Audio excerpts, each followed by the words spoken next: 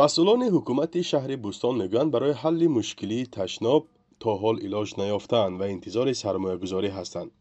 фирӯза нуруллозода раиси ин шаҳр дар нишасти хабарии хеш ҳафтаи гузашта ба рӯзноманигорон гуфт ки биновар зиёд шудани аҳолӣ ва корхонаҳои саноатӣ иқтидори полоишгоҳи бозмонда аз замони шӯравӣ намерасад ва феълан дар фикри азнавсозии он ҳастанд.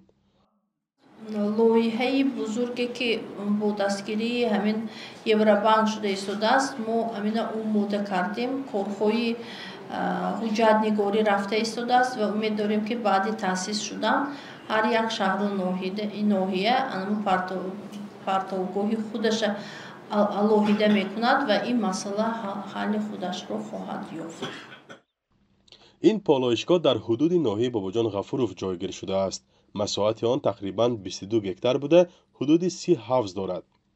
ба ин полоишгоҳ ба ғайр аз пасмондаҳои оби сокинони шаҳри Бӯстон, инчунин ташноби чанд корхонаи саноатии ноҳияи Бобоҷон Ғафуров пайваст аст. ҳолате ки мардумро ба ташвиш овардааст ин аст ки оби гандидаи он аз ҳавзҳо берун шуда ба ҷӯйбори дохили маҳаллаву гузарҳои ҷамоати унҷӣ ва атрофи он ҷорӣ мешаваду то ба дарёи Сир мерезад. мардум мегӯянд на фақат ранги об дигар шудааст, балки бӯи ғализаш низ онҳоро ба ташвиш овардааст. аз хоб манога як бедор шуда монид ага як берин барои ага ҳамихе ҳавои ғализ ганда. акун ин хавфи гандагиш ҳамин ки ҳаво гандтар шавад бисёртар хавфи зараррасонӣ ин оби бӯёг мерасад. ин мумкин ягон инфексия гиром биёдам. аҷаб не хавф. мирзо Ғафур Шарифови 70 сола ҳамроҳи хонаводааш дар канори ҳамин полоишгоҳ зиндагӣ мекунанд. даври шӯравинда ин ҳавзҳои булдозер ки тоза мистодан, чуқуриш паст буд, ҳозир чуқуриш чуқур, обаш бисёр тоза кунӣ нест. бо кадом мурғхонаи ман ин полигон боварда вайки диги мурға кушта обработка мекунанд. обои хуну вай омда ҳама рӯз мекунад. раисони ҳукуматҳои шаҳри Бӯстон ва ноҳияи Бобоҷон Ғафуров пештар гуфта буданд ки ҳарчи зудтар роҳи ҳалли онро меҷӯянд.